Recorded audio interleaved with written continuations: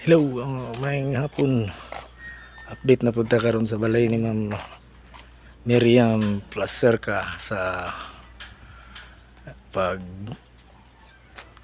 human o glass aning balay niya. O na kini ang porma sa gawas. O masulod na ta diri sa right side. Mo na ni katong sa corner sa balay, corner glass ang naggunit, ang nagkabit o dire sa pagsulod sa entrance mo na siya. Bintana po sa kwarto, inig sulod na to mani og sa isa ka kwarto nga katong gi expand or gi extend mo ni siya ang sa gawas ara atong sulod mo na ni ang sa sulod itong inig sulod sa main door. Mo na ang sa likod ng bahin. Kanya bali nga ang pinakasala kani kanya ang kaning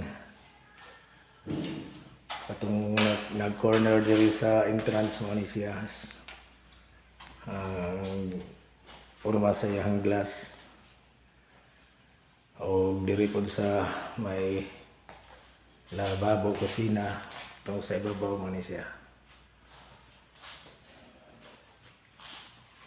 Kanya arito sa main nga kwarto nila Madam Miriam mo ni duha ka glass nga nakabit.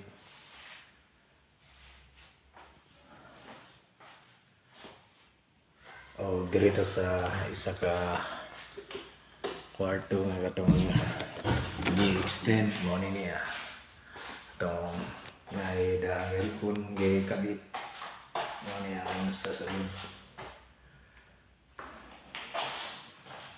O nauman na gyud ang pag glass. So ang sunod aning mao ang pagpintura nga katong kinsay makatag na aning pintura sa sulod, makadaog og 100 GCash or load. Comment lang mo sa comment section kung unsay color inyong matagna kay basig kamoy makadaog aning diri sa sulod sa balay ni Ma'am Miriam Placerca.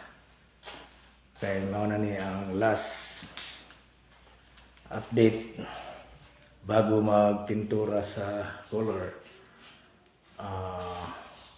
Kaya almost complete na. Naka-glass na. So paint na lang yung kulang. Dito sa gawas. Muna ni siya ang porma sa gawas.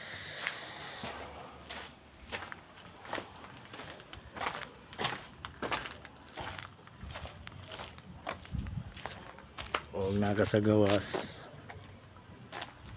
mao ni siya ang imong makita dinhi sa BT Homes.